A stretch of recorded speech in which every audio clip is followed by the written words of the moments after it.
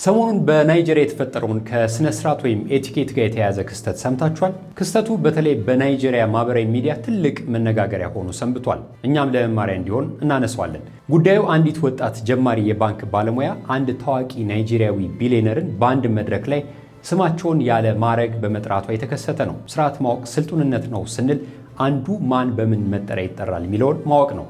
በእኛ ባህል ታላላቆችንና አዛውንቶችን በአንቱታ መጥራት የተለመደና የአክብሮት ማሳያ ነው። ከአንቱታ በተጨማሪ በማዕረጋቸው ለምሳሌ አቶ፣ ወይዘሮ፣ ሻምበል፣ ባሻ፣ ዶክተር ወዘተ ሊሆኑ ይችላሉ። በዚህ ማዕረግ ካልጠራናቸው ቅሬታ የሚፈጠርባቸው ሰዎችም አሉ። እንደውም በግብዣ መጥሪያዎች ላይ ትክክለኛ ማዕረግን ባለመጠቀማችን ከግብዣ የሚቀሩ ሰዎችም አሉ። ማዕረግና አንቱታ የአክብሮት ማሳያ በመሆኑ በእኛ ባህል ጥንቃቄ ይጠይቃል። ወደ ናይጄሪያው ጉዳይ እንመለስ።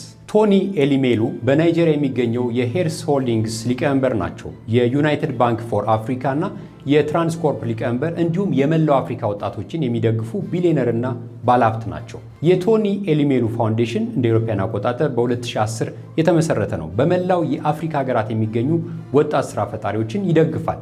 በየዓመቱ ለሺዎች የማይመለስ መነሻ ካፒታል ወይም ሲድ ካፒታል፣ ስልጠናና የሥራ አጋርነት ዕድል ያመቻቻል። ታዲያ በቅርቡ በባንካቸው ስብሰባ ላይ አንዲት ጀማሪ ወጣት ባንከር ግራጁዌት ትሬኒ ነው የሚሏቸው ጥያቄ ለመጠየቅ ዕድል አገኘች። ነገር ግን ጥያቄዋን ስትጀምር እኚህን ታላቅ ሰው በመጀመሪያ ስማቸው ፈረንጆቹ ፈርስት ኔም በሚሉት ቶኒ ብላ ጠራቻቸው። ቶኒ ኤሊሜሉ ወዲያውኑ አስቆሟት።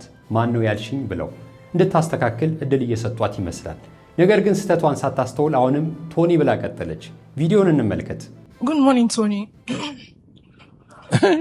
Tony. I said good morning, Tony. Okay, no, you won't call me Tony. I'm not those people. You call me Miss Elimelu or Tioyi. You won't call me Tony or Chairman. I don't subscribe to that kind of Oyibo life, okay?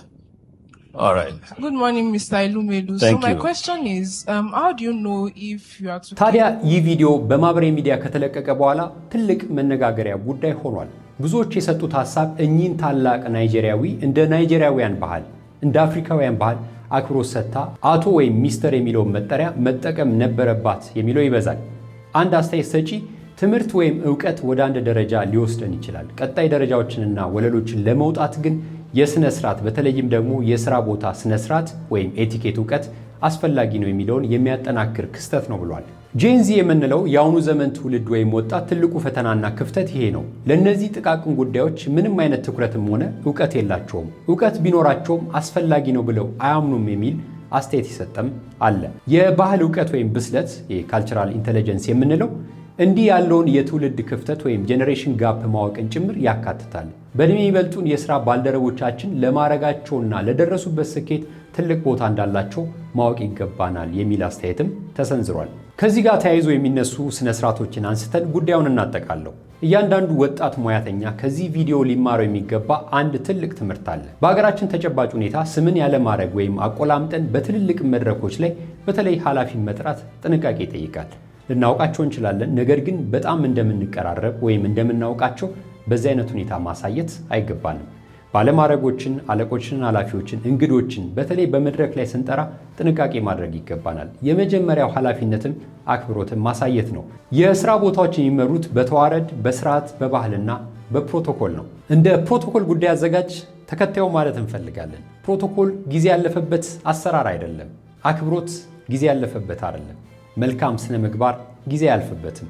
የቢሮ ስነ ስርዓት ጊዜ ያለፈበት አይደለም። ትትና ጊዜ ያለፈበት አይደለም። ፕሮቶኮል ማለት የአክብሮት ቋንቋ ነው። እናንተስ በዚህ ጉዳይ ላይ ምን አስተያየት አላችሁ? ጄንዚዎች በዚህ በኩል ክፍተት አለባቸው ትላላችሁ? አስተያየት መስጫው ላይ እንወያይ። ፕሮቶኮል ስርዓት ነው። ስርዓትን ማወቅ ደግሞ ስልጡንነት ነው። ጤና ይስጥልኝ።